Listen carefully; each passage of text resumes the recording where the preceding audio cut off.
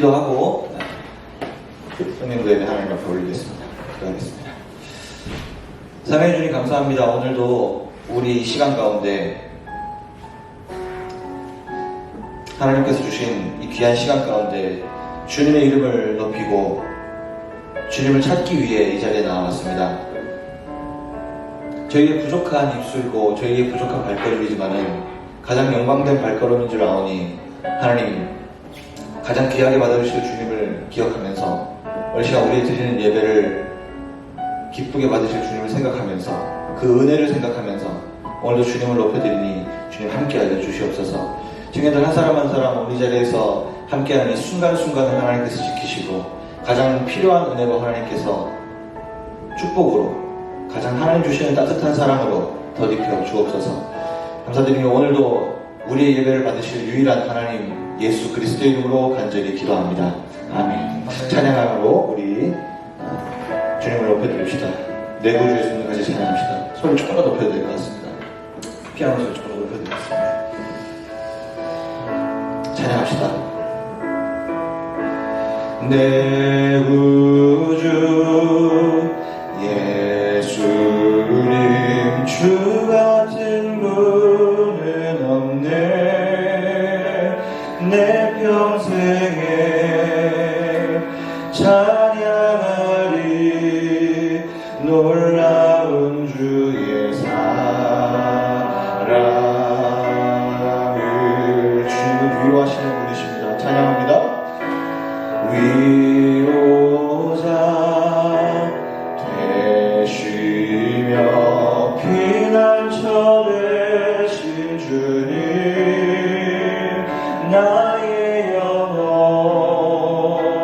온 맘 다해 주를 경배합니다.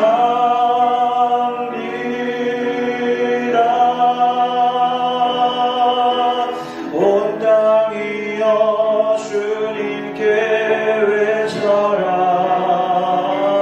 능력과 위엄의 왕 되신 주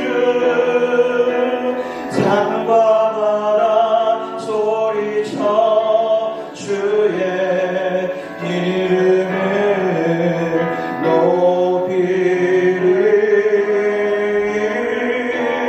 주행하니 기뻐 노래하며 영원히 주님을 사랑하리라. 신실하신 주의 약속 나와. 한번 더 찬양합니다. 주님을 높여드립시다. 내 구주 예수님 내 구주. 주님 같은 분 없습니다. 주 같은 분은 없네. 오늘도 주님 앞에 내 평생에 주님을 찬양하리. 놀라운 주의 사랑을. 오늘도 주님이 주실 위로를 기대하면서 위로자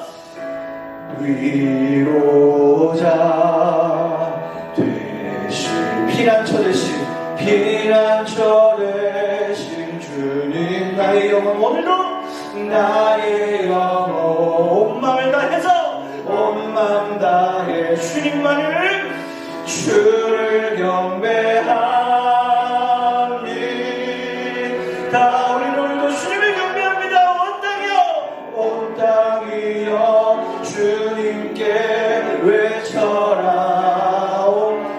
능력과 위엄의 왕 되신 주 산과 바다 소리쳐. 산과 바다 세상 모든 부정을 열고 주님을 찬양할 것입니다. 이름을 높이리. 이 자리는 주님만 영광 받으셔야 될 그 자리입니다. 나를 기뻐 노래하며 영원히 주님만을 영원히 주님을 사랑하리라. 신실하신 주의 약속 나 받았네. 온 땅이여 주님 한 번 더 경배합니다. 온 땅이여 주님께 외쳐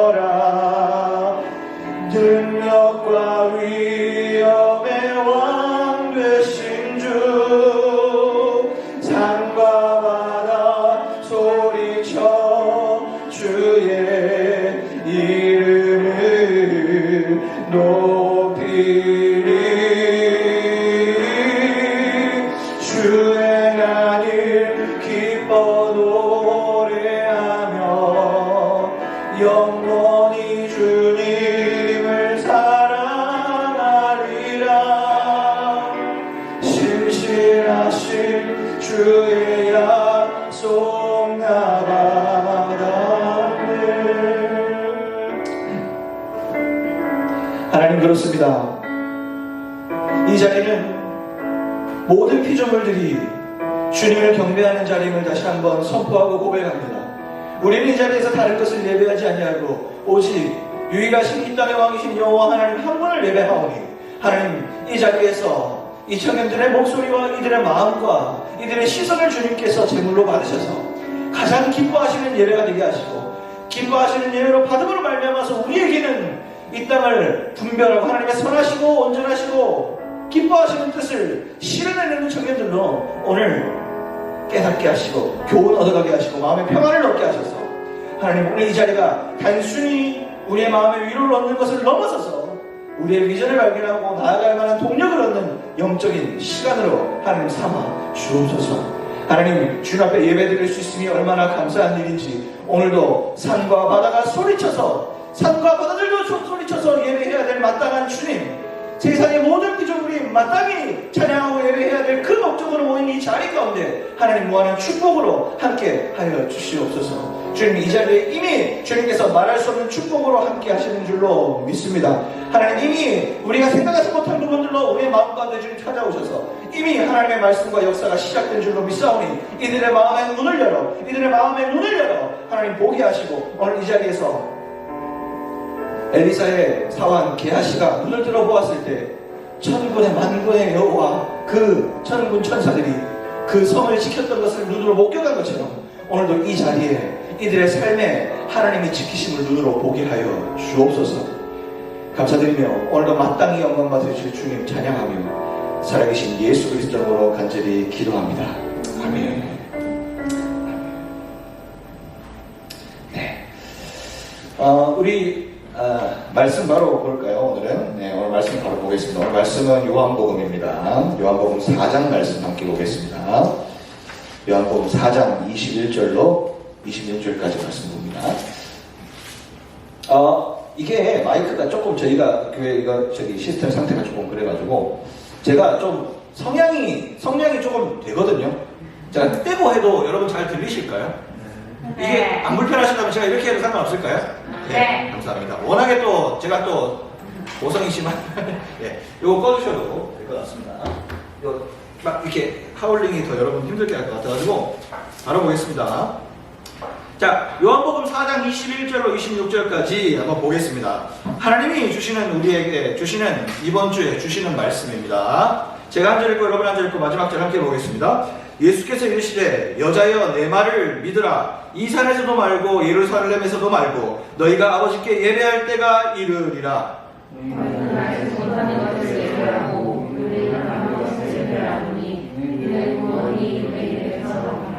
아버지께 참되게 예배하는 자들은 영과 진리로 예배할 때가 오나니 곧 이때라. 아버지께서는 자기에게 이렇게 예배하는 자들을 찾으시느니라.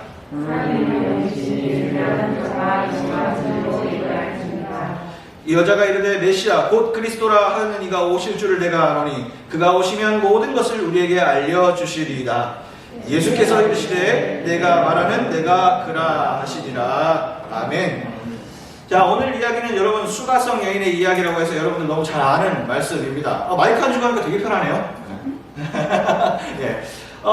사마리아 여인의 이야기입니다. 어렵게는 수가성 여인의 이야기 이렇게도 얘기를 하는데 사마리아 여인의 이야기를 모르시는 분들도 계시니까 잠깐 설명을 하고 가겠습니다.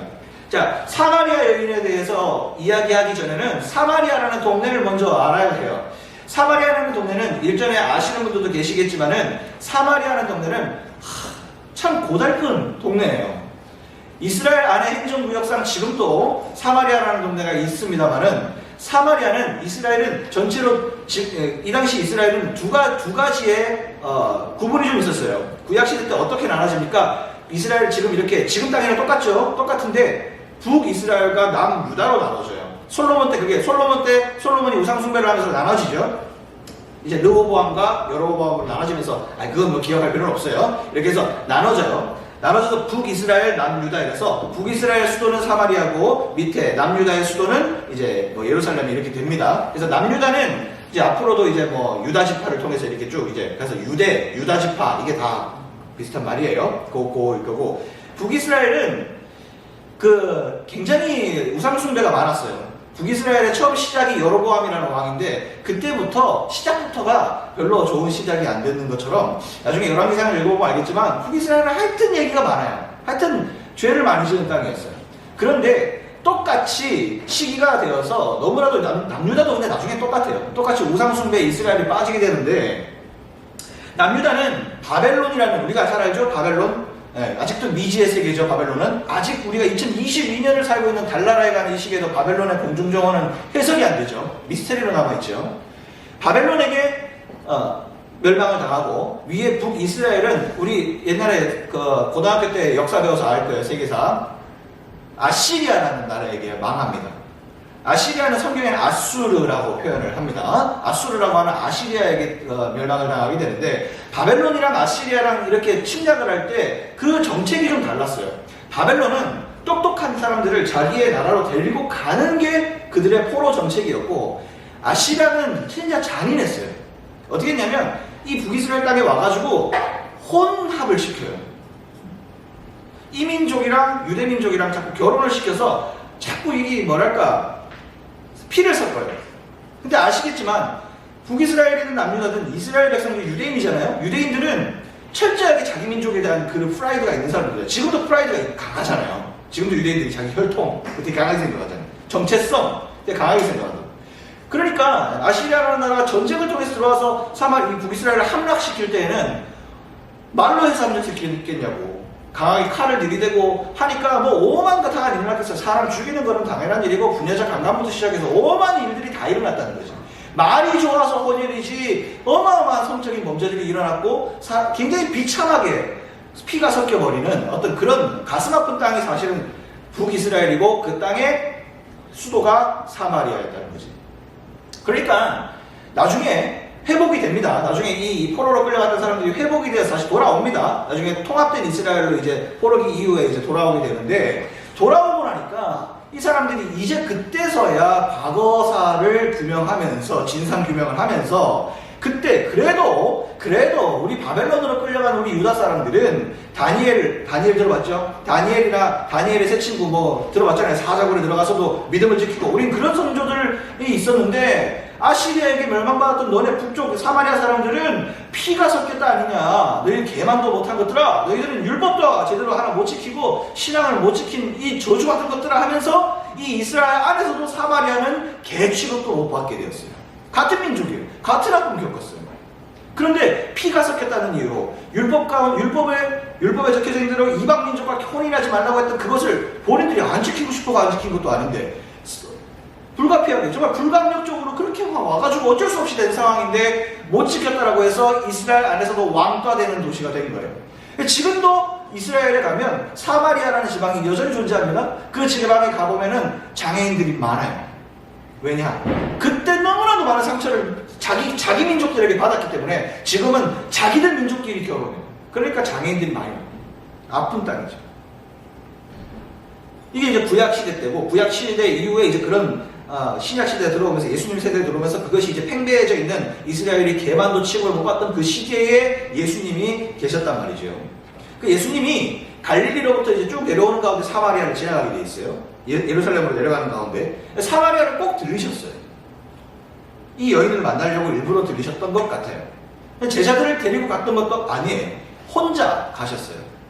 가셔서 한 우물가에, 예수님이 사마리아 우물가에 있는데 그 사마리아 지방에 있는 한 여인이 물을 기르러 나왔습니다. 그때 시간이 굉장히 더웠던, 지금 시간쯤 됐을까요? 오후 굉장히 뜨거운 시간대에 물을 기르러 한 여인이 나옵니다. 사마리아 여인입니다. 예수님은 유대인이거든요. 갈릴리. 예수님은 유대 갈릴리인으로서 남성이고 또 한 남성이고 해서 그 가운데에 굉장히 또 어떤 랍비로서 칭함 받기도 하고 해서 굉장히 또 이 사마리아인과는 또 계층이 또 다르죠. 근데 뭐 예수님이 뭐 랍비였기나 말기나 사마리아 여인의 입장에서 볼 때는 그 시간에 물을 기르러 가는 것도 사람들이 안 보는 시간, 사람들이 가장 나오기 힘든 요즘 뭐 그리스에 가면 시에스타처럼 뭐 오후 되면 다 전 국민이 자는 시간, 쉬는 시간이잖아요. 그 시간대에 사마리아 여인이 물을 기르러 온 이유가 있는 거예요. 사람들이 욕하니까, 사람들이 뭐라 하니까. 그러니까 그 시간에 피해서 사람들이 눈을 피하고자 그 시간에 몰래 나왔는데 그 우물에 예수님이 앉아있으니까, 왜 남자가 앉아있으니까 또 짜증나는 거예요. 그 물을 기르러 왔는데 예수님이 이러시는 거예요.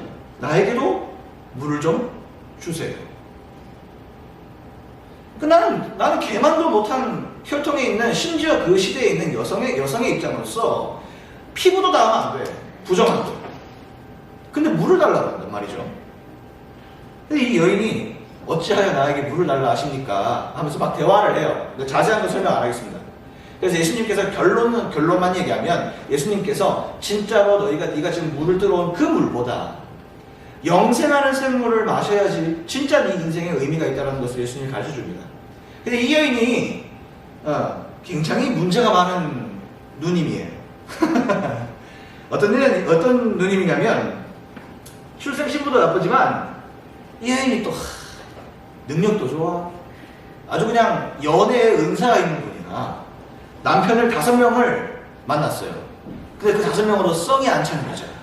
갈아치우고 6번째 남자를 만나고 있는 여자.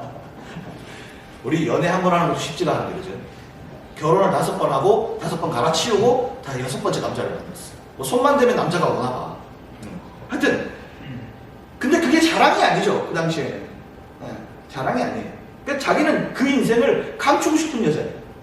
근데 막 그런 것들을 예수님께서 끌어내면서 네가 이런 여자 아니냐. 하지만 그런 인생이라 할지라도 네가 오늘 이 가운데 예수 그리스도의 참된 하나님의 참된 영생의 샘물을 통해서 새롭게 거듭나기를 바란다라는 이야기를 통해서 이 여자가 물동이를 벌어두고 완전히 예수 전하는 복음 전도사로 바뀌기 시작합니다.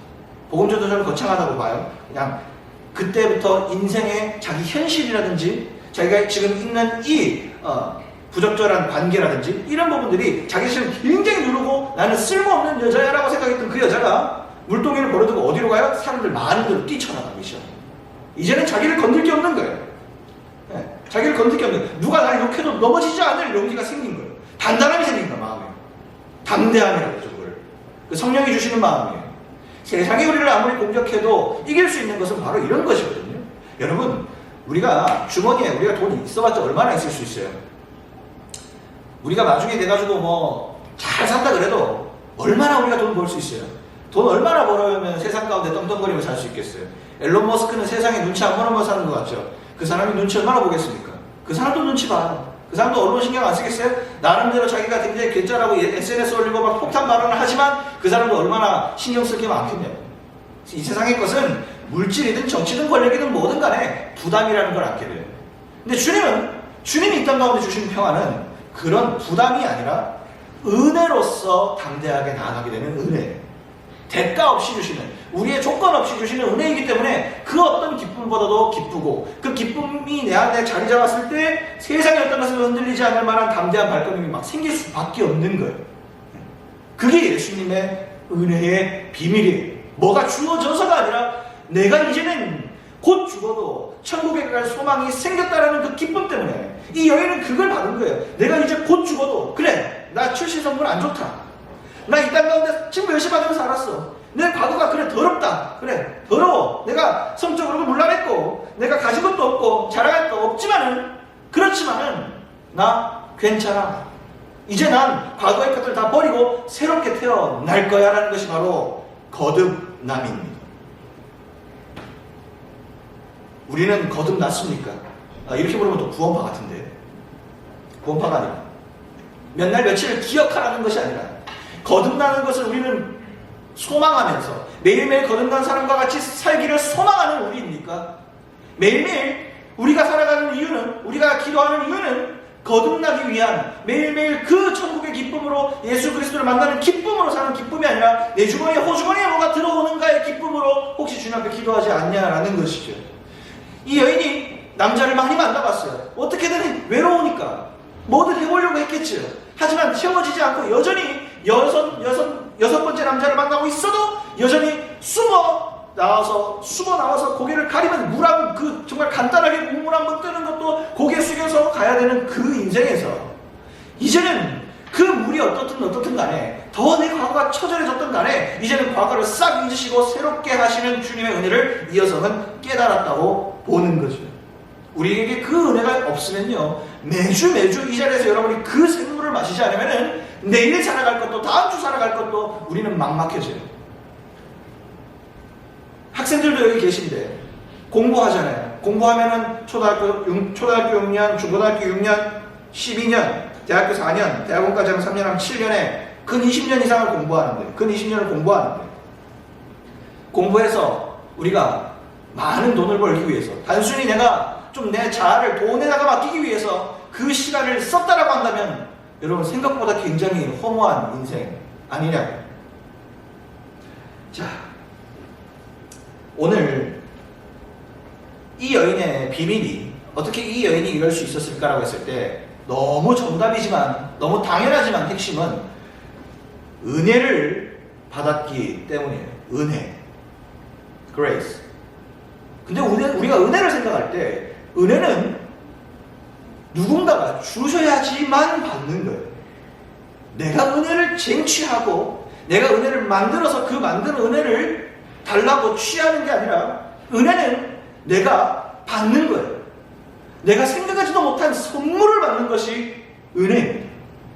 에베소서 2장 8절에서 9절에 보면 너희로 그 은혜에 의하여 너희는 그 은혜에 의하여 믿음으로 말미암아 구원을 받았으니 이것은 하나님의 선물이라고 얘기합니다.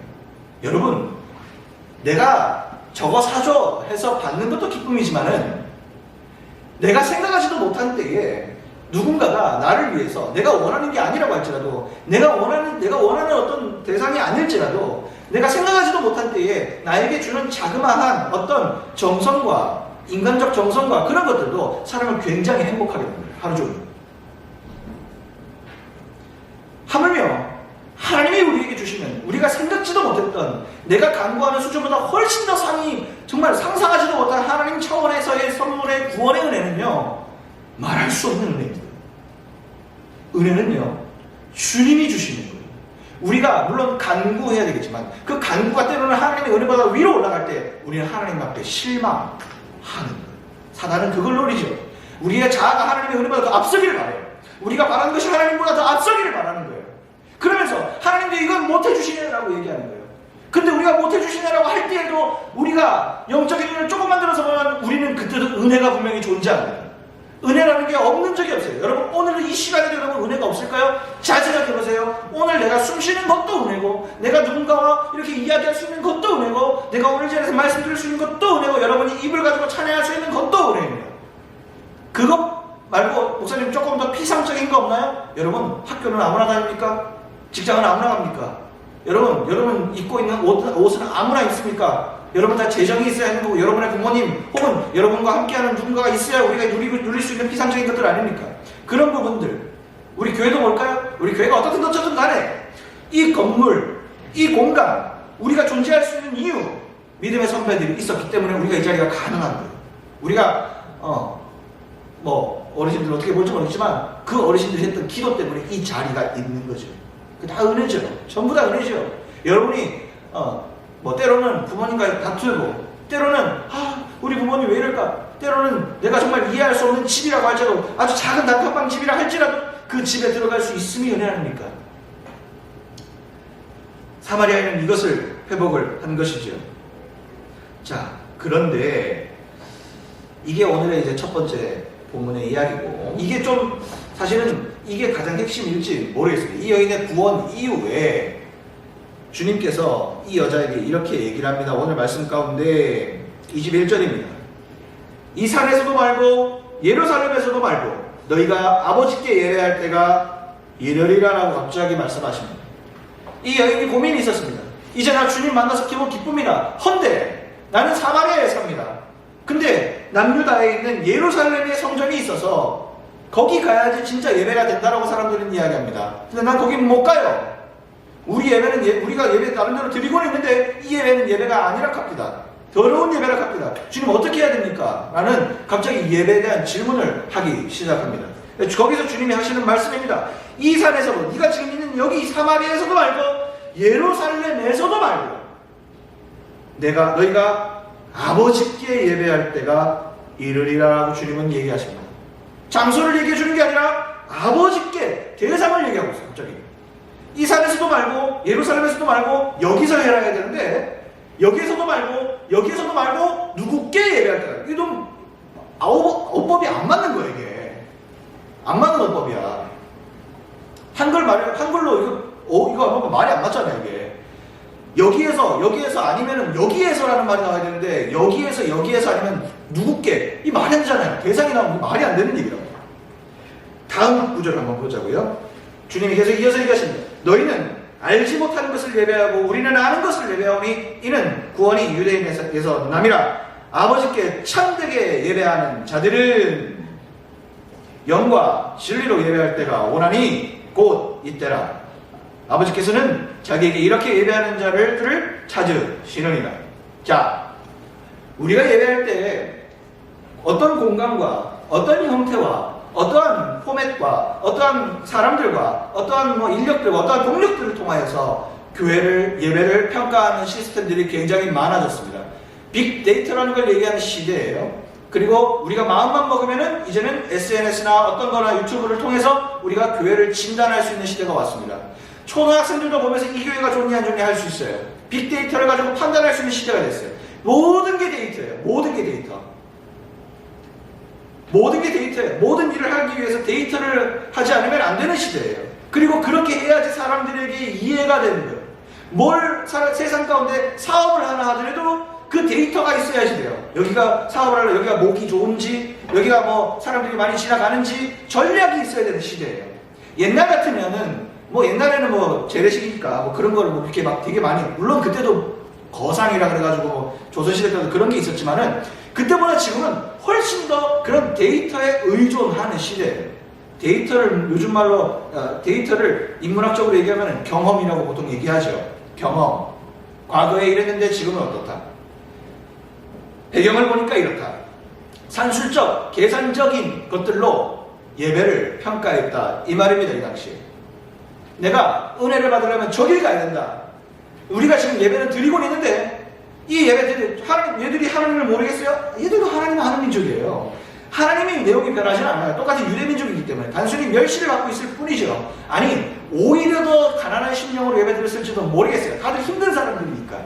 허나 이 열등감 때문에, 그 예루살렘에 대한 열등감 때문에, 우리는 더럽혀진 민족이라는 그 열등감 때문에, 나 자신이 나를 자꾸 공격하는 그 사단의 음성에 귀 기울이는 것 때문에 우리가 예배하는 그 현장 속에서도 하나님을 부르짖고 있지만 다른 곳을 공격하면서 우리의 예배를 까부시고 있더라 이 말이죠.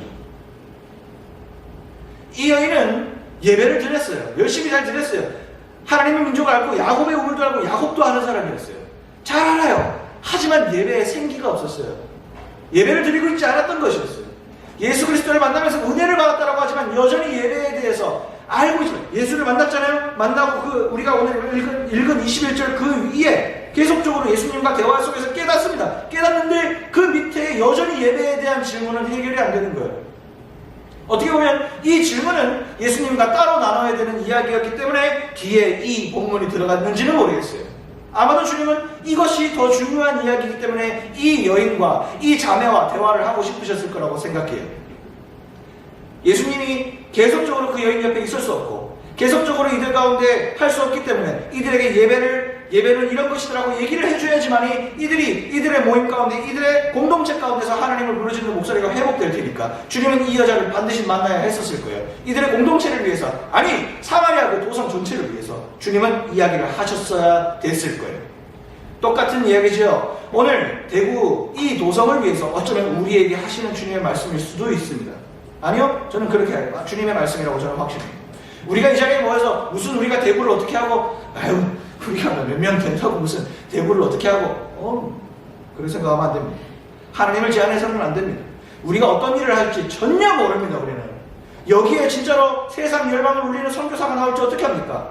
여기에 복음을 전하는 정말로 텐트 메이커가 나올지 어떻게 합니까? 여기에서 정말로 사업을 열심히 잘해가지고 진짜 복음 전하는 사업자가 복음 사업자가 나올지 어떻게 합니까? 여기에서 정말로 공부하면서 정말로 유능한 복음의 발걸음을 걸어가는 사람들이 나올 줄 어떻게 압니까? 모르는 거예요. 오늘 이 가운데 하나님이 우리에게 동일하게 사마리아 여인에게 얘기한 것처럼 동일하게 우리에게 오늘 주시는 말씀은 무엇이냐? 하나님이 오늘 23절 다시 보겠습니다. 참되게 예배하는 자들은 어떤 자들이냐? 장소가 중요한 게 아니라 영과 진리로 예배하는 게 중요하다. 하나님은 그런 사람들을 찾으신다. 너 뭘 위해서 예배했니? 라는 걸. 장소가 아닌 것이에요.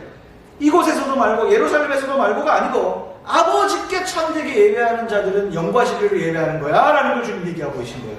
장소가 문제가 아니라 환경이 아니라 어떠한 포맷이 아니라 플랫폼이 아니라 너 누구한테 포커스 맞추고 있니? 너 누구한테 포커스 맞추고 있니? 예배는 어떤 것을 동경하는 것을 넘어서 세상적인 피상적인 것을 동경하는 것이 아니라 아버지께 참되게 하는 거야. 아버지의 이름을 높이는 것이야. 영과 진리로 하는 것이야. 나눠볼까요? 영과 진리로 예배한다. 영은 우리의 신령을 알게 합니다. 몸이 와 있으면 되는 것이 아니란 말입니다. 몸이 와 있어도 예배 안 드릴 수 있다는 말입니다. 몸이 여기 와 있어도 예배 안 드릴 수 있다는 것입니다. 몸이라고 얘기하지 않습니다. 영과 진리로 얘기한다라고 얘기합니다. 예배합니다. 우리가 몸으로 와서 예배 드리는 것 아닙니다. 아, 그럼 집에서 예배 드릴 수 있나요? 뭐 하실 수 있으면 하십시오. 하지만 성령님은 우리의 심장과 골수를 꿰뚫어서 보십니다. 우리의 영이 진짜로 예배하는지 안 하는지를 주님은 보십니다. 교회 안 다니고 그럼 나는 집에서 말씀 연구하면서 내 혼자 말씀 보면서 신앙생활을 할래요. 해보십시오. 하나님께 예배가 될 수 있는가를 한번 보십시오. 자만에 빠져있는 그런 영, 그 영은 예배가 되지 못합니다. 다시 한번. 첫 번째, 예배는 무엇을 드리는가? 라고 했을 때 발걸음도 중요하지만 발걸음으로 왔다면 이제는 하나님 앞에 영으로 예배하는 겁니다. 진심, 마음보다도 훨씬 더 깊은 개념입니다. 그거랑은 비교도 안 되는 개념입니다. 우리가 하나님과 완전하게 대화하는 그 영적인 하나님의 자녀로서 우리가 대화하는 것이 영입니다. 우리가 세상에서 우리의 마음 가운데 어떤 뭐 하고 싶다라는 그들의 마음 수준이 아니라 우리의 존재, 내가 이 땅에 태어난 목적, 내가 오늘 이 자리에 하나님 나를 왜 보내셨을까라는 그 질문에서부터 하나님 나에게 오늘 무엇을 원하십니까라는 그 질문에서부터 시작하는 것이 영의 예배입니다. 오늘 이 자리에 오셨다면 그저 가지 마시고 하나님 앞에 영으로 예배 들어올리면서 하나님이 여러분에게 귀로 절대로 얘기하지 않습니다. 그냥 뿅뿅하고 생겨나지 않습니다. 하나님 여러분에게 영으로 역사하십니다. 성령으로 역사하십니다.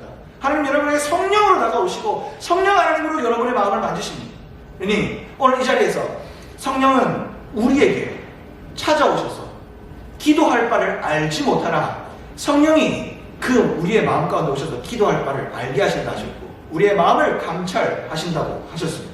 오늘 그 성령 하나님을 의지해야지만이 입술로 고백하며 주님을 의지하고 주님 알려주십시오. 주님 앞에 예배하는 이 가운데 주님의 뜻을 알려주십시오 라고 얘기하는 사람만이 영으로 예배할 수 있습니다.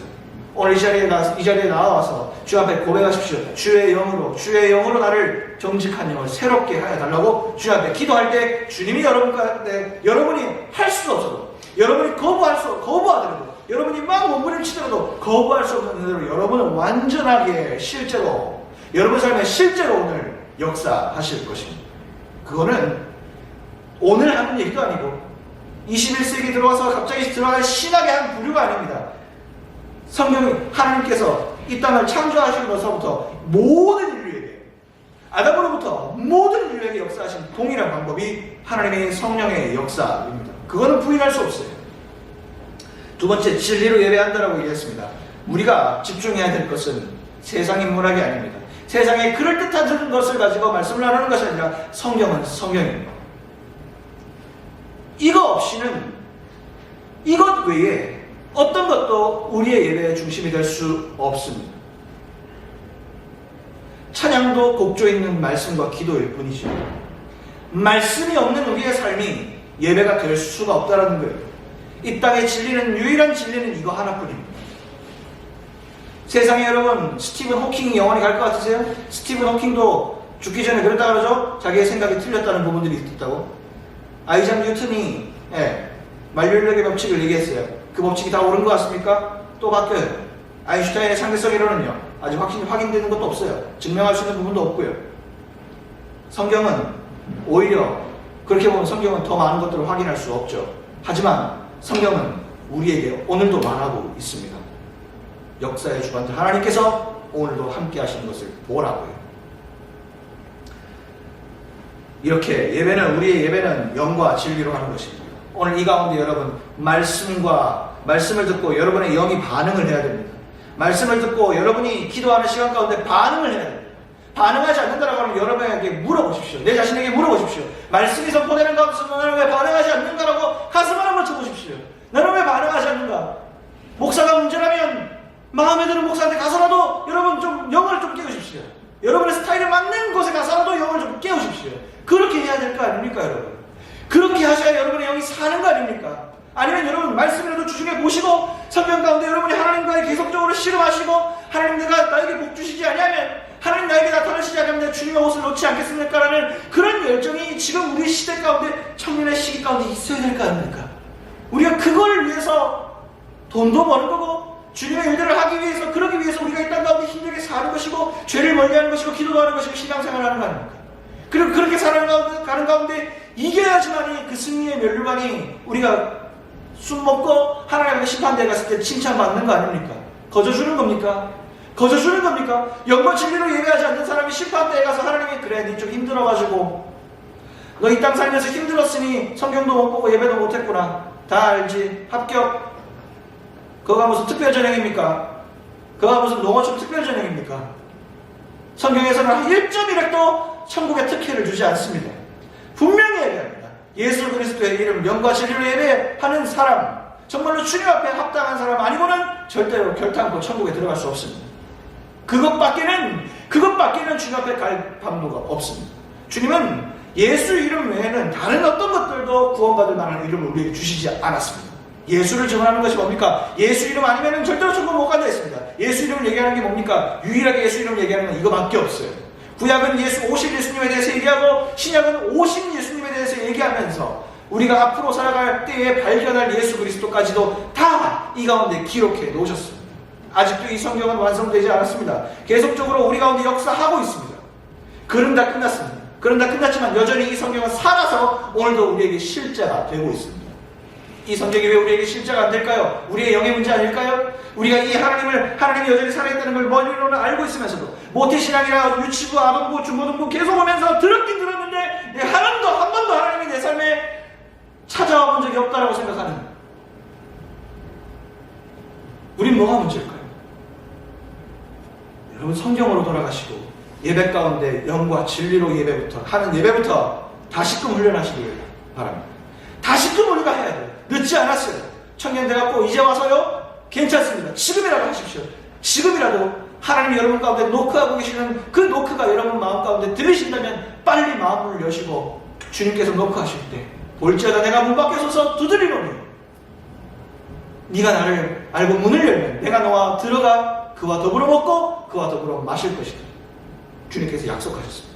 오늘 이 가운데 마음을 여시고 오늘부터 영과 진리를 예배함을 통하여서 내일부터도 짧게라도 주님을 의식하며 말씀 가운데 살아계신 예수 그리스도 이 시대에도 시퍼렇게 살아서 역사하시는 이 예수 그리스도가 여러분 삶 가운데 살아계시게 하십시오. 여러분으로 하여금 예수 그리스도가 일하시게 하십시오. 그러면 사마리아 여인의 오늘 이 이야기가 기쁨의 이 이야기가 남의 얘기가 아닌 내일 아니 이 순간 나의 이야기를 이 요한복음 사적이 나에게 실제가 될 겁니다.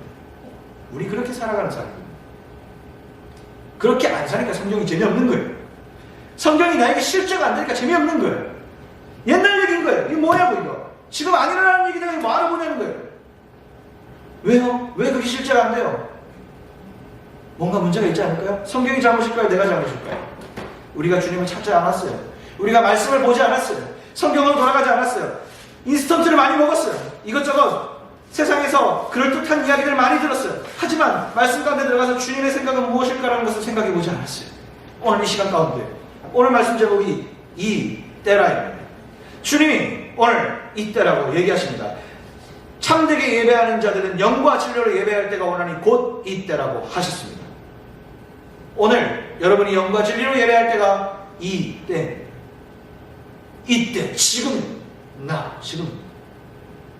하나님은 영이시니 예배하는 자가 영과 진리로 예배할지니라 주님 선포하셨습니다. 이건 위로의 말씀이 아니라 주님의 명령입니다. 주님이 그 자신을 완벽하게 드러낸 사건입니다. 주님이 이런 예배가 있고 저런 예배는 있어라고 하신 것이 아니라 하나님은 영이시니 영과 진리로 예배해라라는 명령입니다. 그게 아니면 예배가 우리 가운데 감동을 줄 수 없다는 거죠. 어떤 것이 여러분의 삶의 예배가 은혜가 되어야 됩니까? 마음을 울려야 됩니까? 눈물을 빼야 됩니까? 아니면 웃음이 나야 됩니까? 뭐가 돼야 됩니까? 말씀이 여러분에게 있어야 여러분 은혜가 우리의 영과 하나님의 말씀이 하나님 말씀을 들음으로 말미암아서 우리의 영이 화답할 때 그때 은혜라는 선물을 주님이 주시는 거예요. 우리 뭔가 좀 착각하고 있었어요. 예배 와서 다른 걸 보고 있었어요. 예배 와서 시스템을 봤어요. 예배 와서 현상을 봤어요. 예배 와가지고 어떤 그럴듯한 거에 집중했어요. 그것이 아니었어요. 와서 말씀으로 인해서 감동받아 하나님 앞에 영으로 고백할 때 주시는 것이 은혜였어요. 그건 하나님이 가장 좋은 것으로 나에게 허락하시는 것이었어요. 내가 하나님 뭐 달라고 떼쓰고 하나님 그 자리에 가장 붙잡는 게 아니었어요. 하나님 나에게 주시는 가장 좋은 것에도 내가 원하는 건 아니었지만 하나님이 가장 알맞게 주시는 그 은혜로 말미암아 감사하는 삶이 물동이를 버려두고 사람들 앞에 뛰쳐나갈 수 있는 담대함이 생기는 것이었어요. 바로 그것이었어요. 우리가 생각하는 은혜가 잘못되어 있었어요. 우리가 받는 은혜가 잘못되어 있었어요. 통장 잔고가 아니었어요. 합격이 아니었어요. 사업의 번창이 아니었어요. 인간관계의 행복이 인간관계의 순탄함이 아니었어요. 은혜라는 건 주님이 주시는 것이었어요. 내가 원하는 것이 아니어도 하나님이 주시는 가장 하나님이 나와 함께 하시고 하나님 내게 이런 일을 하셨다는 그 기쁨이 은혜였어요. 근데 우리는 지금 가진 것은 많아도 하나님이 함께 한다는 생각은 오히려 왜 없을까요? 여러분 삼시세끼 못 먹는 사람 없습니다. 여기 조금 힘들어도 내가 원하는 옷 사서 입을 수 있습니다. 내가 원하는 거 할 수 있는 시대입니다. 요즘 돈 1,000원짜리 2,000원짜리 없어서 밥 못 먹는 사람 진짜 없으면 오세요. 그런 사람은 없어요. 그렇게까지는 없어요. 그런데 우리 가운데 하나님의 주시는 은혜에 대한 기대와 감사는 하나도 없다는 게 넌센스죠. 말씀 정리하겠습니다. 영과 진리로 예배하는 자 주님께서 이야기하신 후에 25절에 여자가 얘기합니다. 메시아 곧 그리스도라 하는 이가 오실 줄을 내가 아노니 그가 오시면 모든 것을 우리에게 알려주시리다. 비로소 이 메시아를 기다리는 고백이 터져 나옵니다. 주님, 이때까지는 예수님이 그 메시아인지는 몰랐던 것 같아요. 유명한 선지자 정도로 생각했던 것 같아요. 근데 이 땅 가운데 새롭게 하실, 우리를 구원하실 메시아 그리스도를 내가 기다립니다 라고 하는 내용입니다. 그랬더니 그 고백이 터져 나오자마자 난 주님을 기다립니다. 주님 나와 함께 해주소서라는 그 고백이에요. 그 고백이 딱 나오니까 주님 26절 마지막으로 뭐라 하십니까? 내가 그라. 주님의 실체를 나타내시죠. 주님이 직접적으로 나의 인생에 나타나시는 주님을 진짜 만나고 싶으시다면 오늘 주님 앞에 고백하셔야 됩니다. 영어로 주님 앞에 고백하셔야 됩니다. 주님 나에게 나타나시고 주님 나로 하여금 일하시옵소서. 주님 나에게 은혜를 주시옵소서. 주님 나에게 보여주옵소서라고 주님 앞에 주님을 만나고 싶습니다라는 우리의 영적인 응답이 마구 나와야지만이 주님이 내가 바로 그라라는 말씀을 하십니다. 이 여인은 예수 그리스도의 말씀을 처음 들음을 통해서 마음에 감동이 생겼습니다. 감동이 생김을 통해서 예배가 무엇인지를 알게 됨을 통해서 영과 진리로 예배하는 것을 한다는 것을 주님의 말씀을 통해서 들은 후에 깨달음을 얻어 주님 앞에 고백했습니다. 메시아 그리스도께서 오시면 모든 것이 해결될 줄 믿습니다라고 고백했습니다. 그때 주님이 나타나셨습니다. 내가 바로 그라. 내가 너 옆에 있지 않느냐. 내가 지금 네 옆에 있지 않느냐고 얘기합니다. 오늘 다 보지 못했지만 28절에 어떻게 얘기합니까? 여자가 물동이를 버려두고 동네로 들어가서 사람들에게 이르되 내가 행한 모든 일을 내게 말한 사람을 와서 보라. 이는 그리스도가 아니냐 하고 얘기합니다. 전도하는 사람이 되어버렸어요. 이 여자가 전도할 근본입니까? 나가면 안 돼요, 이 여자. 사람들 앞에 가면 욕먹어요. 난리 나요. 근데 이 여자를 이렇게 미치게 하게 모셨을까요?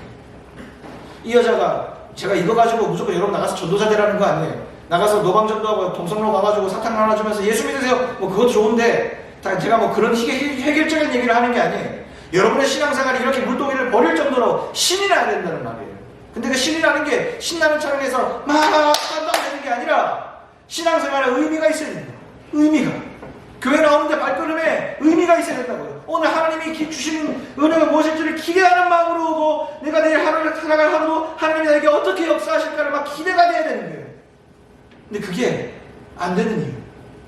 또 한 번. 말씀과 영어로 드리는 예배가 회복되지 않는 우리 삶에 어떻게 하나님이 나타나시겠습니까?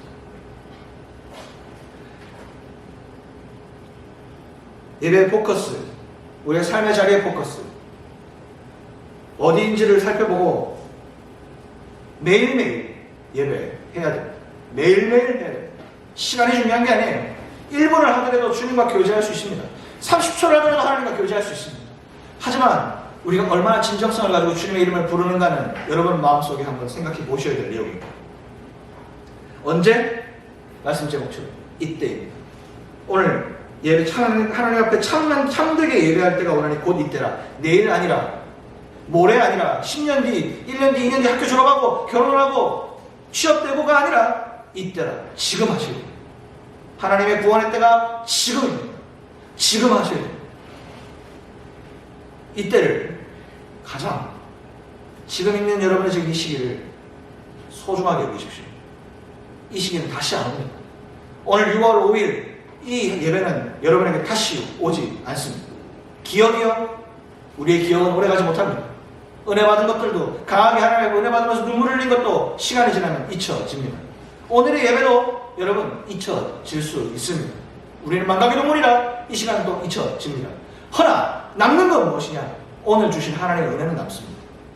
오늘 여러분이 하나님에게 흔적을 주신다고 한다면 이때 내가 오늘 6월 5일날 내가 뭐 했는지는 기억이 안 나도 주님의 여러분에게 주셨던 은혜의 선물은 남아서 나중에 또 다른 고난과 힘든 일을 겪을 때 그 오늘 받은 은혜가 작동할 거예요. 이기게 하실 거예요.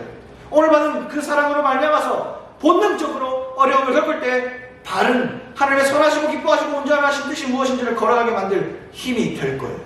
그래서 예배에 오는 거예요. 그래서 여기에 와서 기도해야 되는 거예요. 일주일 동안 살아갈 나를 위해서. 오늘 시간 가운데 더 이상 고민하지 마십시오. 저는 언제까지 이 교회에 있을지 저는 제 힘으로 할 수 있는 건 아니지만 저는 있을 때까지 계속적으로 이 복음을 전하겠습니다. 여러분에게 우스운 얘기, 인문학적이고 세상적인 이야기 하려고 저는 여기 오지 않았습니다. 모든 목회자들이 그렇습니다. 목회자는 복음을 전하는 거예요. 사람 늘리는 사람들이 아니에요. 여기 와가지고 흥행하고 보증수표 받아가지고 더 큰 교회 가려는 목적으로 있는 게 아니에요. 이곳에 하나님의 복음이 심겨지고 예배를 살리는 것이 목회자입니다. 예배를 살리는 것이 우리의 역할이고 성도의 역할이고 청년의 역할입니다. 성령님의 성도입니다. 이제 성도의 역할은 무엇입니까? 교회를 위해서 기도하고 예배하고 영과 진리로 예배하는 사람이 성도입니다. 그리스도인입니다. 근데 예배하지 않고 말씀을 가까이 하지 않는 사람이 과연 성도 그리스도인입니까? 우리는 어쩌면 그리스도인 행세를 하고 있는 것이었을지도 모릅니다.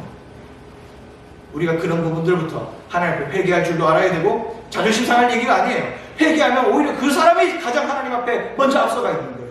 가장 우리의 현실을 알고 하나님 앞에 영과 진리로 예배하는 사람은 신앙의 연수가 길게 됐든 내가 모태신앙이든 아니든 가장 하나님 앞에 가까이 있는 사람이에요. 가장 하나님께서 세우시는 사람이 됩니다. 오늘 이 시간 가운데 그냥 돌아가지 마시고 하나님과 교제함을 말미암아서 이때를 소중하게 여기는 청년들 되시길 주님의 이름으로 간절히 소망합니다. 기도합시다.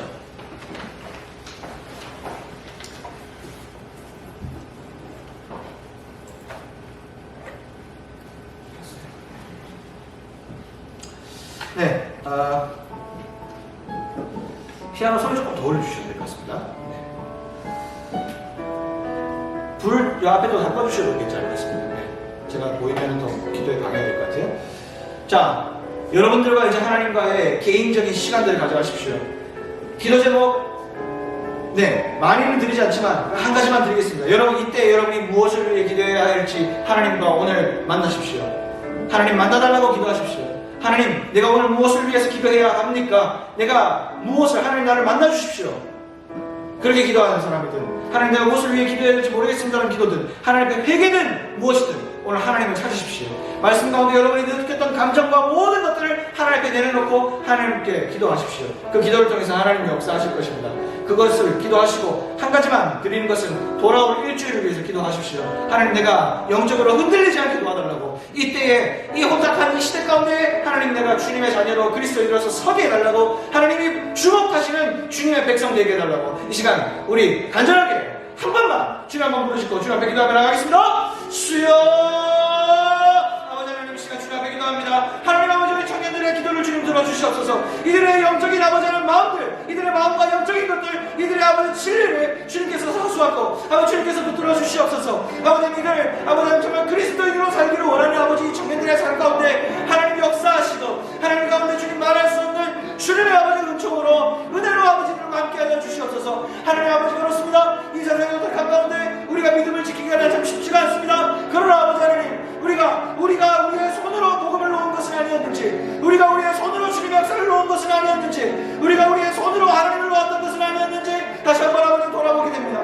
하나님, 우리를 용서하여 주옵소서. 아버지 하나님, 말씀 전하는 목회자라고 하면서 자기 우울에 빠지고 자기 자만에 빠지고 아버지 저 또한 그런 삶을 살았습니다. 아버지, 계속적으로 주님과 함께 교제하게 하옵소서.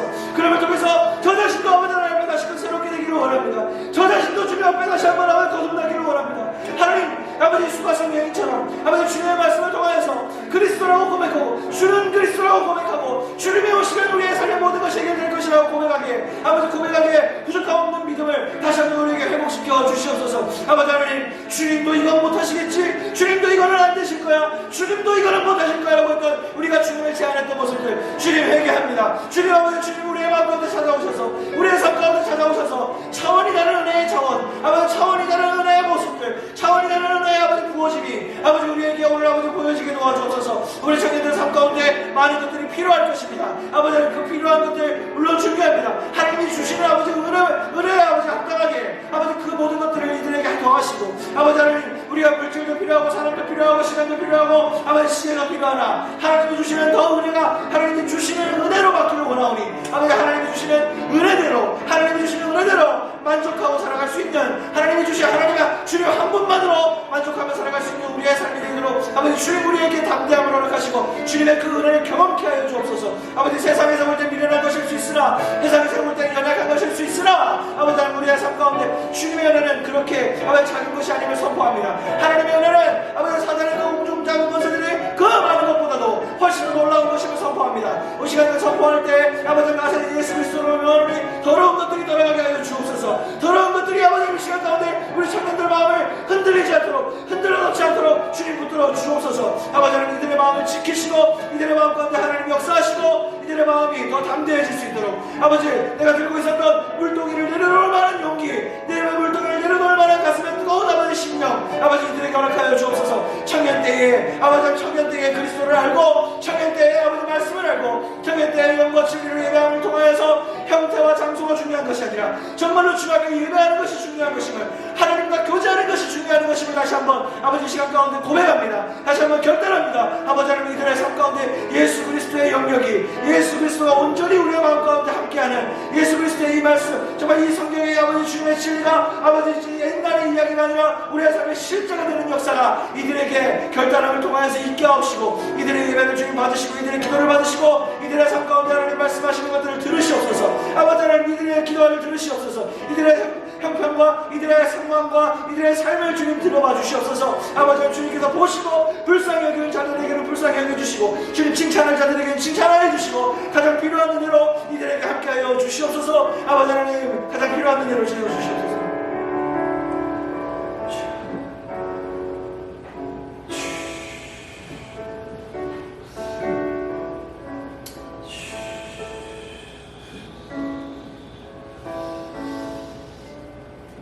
하나님, 우리의 눈에 보이지 않고 우리의 삶 가운데는 경험할 수 없는 것처럼 보이고, 우리가 볼 때는 연약한 것과 같이 보이고 미련한 것처럼 보이지만 하나님께서 가장 완벽한 것으로 우리에게 역사하실 줄을 믿사오니, 하나님 오늘 찾아온 청년들의 기도와 이 예배 현장과 이들의 고백 가운데 주님 함께 하셔서 이들을 세상 가운데 가장 하나님께서 기뻐하시는 그리스도인으로 모두 한 명 한 명 삼아 주옵소서. 하나님이 아니시면 할 수 없는 일들이 있습니다. 하나님이 아니시면 할 수 없는 만족들이 있습니다. 오늘 이들 가운데 은혜를 경험하게 하시고 정말 이 수가성애인과 같이 내가 가지고 있었던 가장 중요한 그 물동이, 내가 버리면 안 되는 이 물동이, 이것마저도 버리면 내 자존심이 썩어 문드러지는, 이것만은 내가 붙잡고 있어야 되는 그것을 내려놓을 만한 용기, 그거 필요 없는, 그거보다 더 중요한 것이 예수 그리스도의 은혜임을 다시 한번 경험하고, 이 가운데에 다시 한번 이 은혜를 경험함으로 말미암아서 내일부터 새롭게 시작된 일주일 아버지 믿을 담대하게 걸어가게 주님 도와주옵소서. 하나님, 이제 이 목민교회 예배가 더욱더 세워져야 되겠습니다. 하나님, 이 예배가 더욱더 하나님 예수 그리스도 그 십자가 중심으로 예배가 가야 되겠습니다. 세상 가운데 어떠한 아버지가 보다도 주님 중심의, 십자가 중심의 주님의 은혜를 간구하며 하나님의 역사하시는 하나님을 높이는 예배가 되어야 되겠습니다. 하나님, 이 자리에 진정한 예배가 회복되고 다른 것보다도 하나님을 부르짖는 목소리, 주님을 부르짖는 목소리가 회복될 수 있도록 주님 붙들어 주시고, 예배에 와서 아버지 하나님 이제는 주님을 만나는 자들이 많아지게 하시고, 이 자리에 와서 예배를 경험하고 예배를 통해서 하나님을 경험하는 자들이 날로 들어갈 수 있도록 하나님 붙들어 주옵소서. 우리는 다른 것보다도 예배를 가장 중요하게 생각하는 이 땅에 살아있는 목민 청년들 될 수 있도록 주님 역사하여 주옵소서. 내일부터 시작된 일주일 사람들을 만납니다. 공부를 합니다. 사업을 나갑니다. 또 여러 가지 일들을 합니다. 어떠한 자리에 가 있든지 아버지 이들 가장 뛰어난 하나님의 자녀들 다 되게 하여 주시고, 어딜 가든지 지혜가 총명하고, 아버지 어디 가든지 모든 사업들 가운데 사람들 만나는데 어려움 없게 하시고, 어딜 가든지 아버지 이들이 곤란 겪을 때마다 그 곤란들을 잘 헤쳐나가는, 슬기로울 때 잘 헤쳐나가는 지혜까지 하나님 이들에게 축복을 더하여 주옵소서. 하나님, 이들이 이제 말씀으로 다시 돌아가 주님의 말씀 가운데 묵상하고 주님의 말씀을 몸으로 말미암아서 하나님의 마음을 담아 세상 가운데 정말 에베소 교인들, 빌립보 교인들처럼 그리스도인이라 일컬음받는 정말로 대단한, 시대를 정말 놀라게 하는 빛과 소금의 청년들 다 될 수 있도록 주님 역사하여 주시옵소서. 이제는 우리 구주 예수 그리스도의 은혜와 하나님 아버지의 무한하신 사랑과 성령 하나님의 감화감동 충만 축복하심이 오늘도 이 자리에서 다시 한번 은혜를 간구하며 주의 자녀로 살기를 원하며 영과 진리로 예배하기로 결단하는 주의 청년들 머리 위에와 오늘 이 자리 가운데 하나님 함께 하시는 목민교회 청년부 위에와 목민교회 위에 그리고 세계 열방 위에 지금부터 영원까지 함께 하시기를 간절히 축원하옵나이다. 아멘.